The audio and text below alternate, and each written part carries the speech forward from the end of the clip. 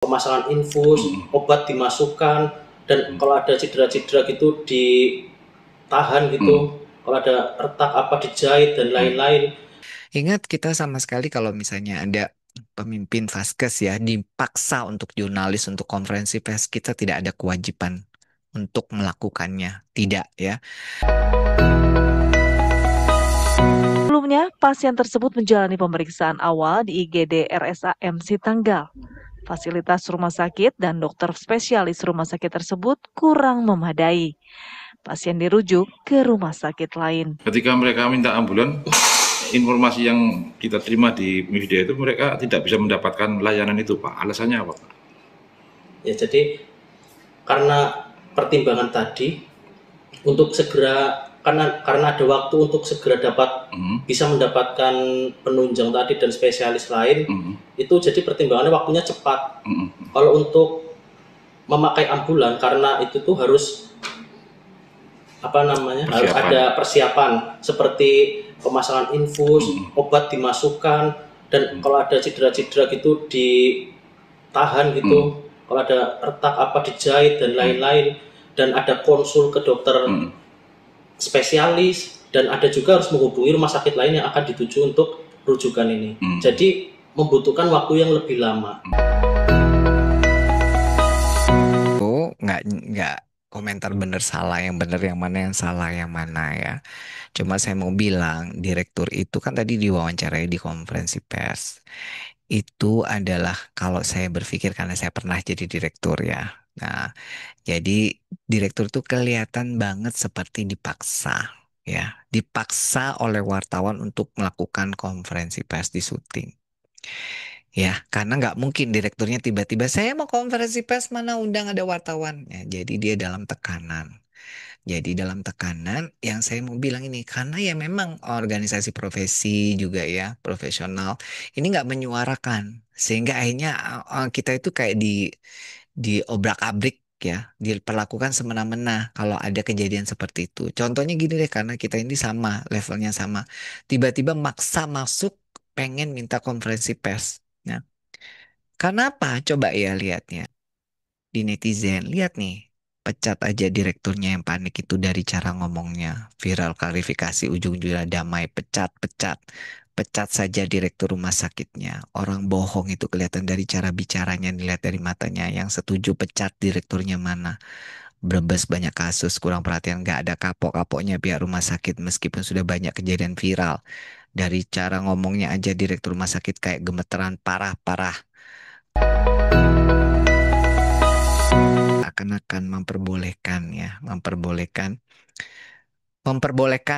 kita ini akhirnya dikata-katain dengan kata-kata yang kasar. Karena tujuan daripada dalam tanda kutip jurnalis itu tujuannya adalah untuk supaya ya itu yang terjadi supaya itu dikonsumsi, supaya viral, supaya banyak tuh yang ngomong-ngomong jelek-jelek itu dan tidak tahu bahwa dampaknya itu bisa sangat nggak bagus. Ingat kita sama sekali kalau misalnya ada pemimpin Vaskes ya dipaksa untuk jurnalis untuk konferensi pers, kita tidak ada kewajiban untuk melakukannya. Tidak ya. Bahkan kalau misalnya ini karena masyarakat pengen tahu, masyarakat yang mana yang pengen tahu gitu ya. Nggak ada urusan. Kenapa kok wawancari saya? Kenapa nggak wawancari dinas kesehatan? Coba ke dinas kesehatan dulu ya untuk wawancara situasi. Nah, dinas kesehatan nggak tahu taunya kan di rumah sakit ya itu tadi secara prosedur kita ini di bawah dinas kesehatan gitu.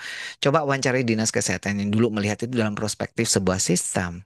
Ya, kenapa kok itu pasien kecelakaan di jalan kok diangkut pick up? Tanyakan dulu itu kan sudah kesalahan. Kenapa kok bingung ngurusin ini ke kita? Masyarakat pengen tahu masyarakat yang mana? Tanya dulu ke dinas kesehatan kan kita di bawahnya dinas kesehatan. Itu boleh, boleh ya. Atau kalau dia mau wawancara nggak apa-apa, nggak usah pakai kamera. Jadi nggak usah pakai kamera, nggak usah pakai rekaman. Saya jelasin kamu kalau kamu bagian dari masyarakat, saya jelasin karena itu dulu yang saya lakukan. Kecuali kalau misalnya kita konferensi pers sama dinas kesehatan, sama orang kepolisian, yang polisi juga ikut bertanggung jawab, sama jasa raja, sama BPJS kesehatan yang boleh bisa gitu ya. Nah ini maksudnya. Kalau seperti ini niatnya udah niat buruk gitu jurnalisnya, karena memang kita nggak pernah ada yang bersuara ya. Jadi orang akhirnya cuma lihat ini yang salah, ini direkturnya ini ngomongnya gemeteran. Ya iyalah, karena dalam tekanan Anda nggak tahu, belum pernah tahu rasanya kalau misalnya diminta seperti itu ya, dipaksa ya. Jadi ya seperti tadi ormas yang geruduk 50. Dan biasanya kayak seperti itu karena mereka sudah contoh copycat dari peristiwa-peristiwa sebelumnya. Dan itu akan terus terjadi. Jadi siap aja nanti rumah sakit itu bisa saja langsung diminta untuk konferensi pers, dan kadang itu yang nunggu wartawan itu bisa sekompi, bahkan sebelum konferensi pers sudah disiapin beritanya. Jadi begitu selesai tiba-tiba itu dari versinya mereka sendiri. Nah, itu adalah salah satu bentuk ya pembulian, pembunuhan karakter yang itu berbahaya banget buat kita. Bayangin kalau seandainya direktur yang tadi ngomong itu adalah direktur yang disayang, disenengin oleh orang-orang, teman-teman rekan kerjanya ya. Ternyata gara-gara itu mungkin akhirnya didesak ini ya omongan netizen, akhirnya jadi ya begitulah. Nah, ini yang sangat disayangkan. Nah, kewajiban komunitas menciptakan jaringan informasi dan keahlian, ya, meningkatkan kesadaran ke resiko kekerasan. Jadi masyarakatnya juga ikut dibantu, disadarkan, mengembangkan kebijakan dan rencana terkoordinasi, ya, bekerja sama berbagai multisektoral. Nah, dan sebagainya dan sebagainya. Artinya pelatihan dan program pendidikan berkelanjutan sebagaimana diperlukan. Nah, kalau perlu di sekolah-sekolah disampaikan ya, di SD, di SMP, di SMA, termasuk juga perilaku cara berperilaku berselancar di media sosial. Perilaku kalau di rumah sakit kayak gimana, itu udah mulai di kewajiban komunitas ya. Misalkan ya, kenapa sih ya di komunitas-komunitas itu nggak pernah dibahas yang hal-hal begini? Gimana sih perilaku masyarakat tuh benar salah itu bisa nggak dibahas sih di perilaku komunitas gitu ya? Perawat Puskesmas Kecamatan Bua, Sulawesi Selatan mendapatkan perlakuan tidak mengenakan dari keluarga pasien. Arpa yang saat itu sedang bertugas harus mendapatkan tinju dari keluarga pasien yang sedang naik pitam. Kronologi pengeroyokan keluarga pasien bermula ketika Arpa menangani pasien kecelakaan lalu lintas atau laka lantas. Ia melihat kondisi ruangan yang penuh sesak, akibatnya banyak keluarga pasien yang ingin melihat kondisi korban laka lantas tersebut. Dari situlah Arpa lalu meminta sebagian keluarga untuk menunggu di luar karena akan dilakukan perawatan. Bayangin ya, keluarganya bergerumbur ramai suruh nunggu di luar, malah kita ditonjok, ditinju. Nah, itu kan parah ya. Nah, mengapa RSO harus punya SPO bila ada bencana? Wajib ya. Wajib rumah sakit itu kalau mau akreditasi harus punya kalau ada bencana gimana, tapi nggak ada SPO bila pasien keluarga melakukan kekerasan. Nah, ini menjadi pertanyaan. Padahal ini kalau di luar di GCI itu udah jadi sensus sentinel ya. Tapi nggak pernah ada terdengar. Yang kedua, di rumah sakit itu harus ada upaya pencegahan primer bertujuan untuk mencegah kekerasan sebelum terjadi. Ya, yang sebagian berpusat pada masalah organisasi. Nah, yang kedua ada pencegahan sekunder. Gimana SPO-nya itu jikalau ada pada saat itu terjadi kekerasan seperti di layanan darurat dan perawatan medis misalnya, berfokus pada respon yang lebih langsung supaya nanti kita itu kalau udah ada kekerasan tuh gak sampai parah-parah gitu loh ya. Dan pencegahan tersier kalau misalkan sudah terkena ya, kayak si Mbak tadi udah dijambak, ditendang dan segala macam. Ini ada gimana mencegahnya lagi supaya nggak tambah terpuruk mbaknya, nggak tambah trauma. Jadi seperti rehabilitasi terintegrasi, mengurangi trauma, mengurangi kecacatan. Nah, ini pencegahan tersier.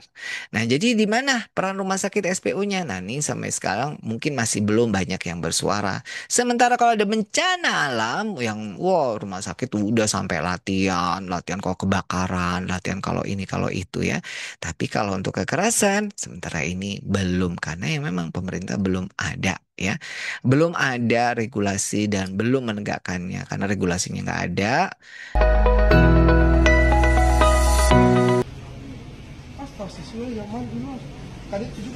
Oh begitu Pak. Oh iya jelas lah. Masalah apa? Dilarang merekam di rumah sakit. Ya tapi ini kondisi pasien bagaimana? Kondisi pasien. Iya. Yang kita tarik. Kenapa kita tarik saya? Kenapa kita tarik saya? Nah, Saya ini dokter ya, dia tarik saya, memaksa ini. Nah saya bawa ini pasien darurat ini Pak. Bukan darurat kok.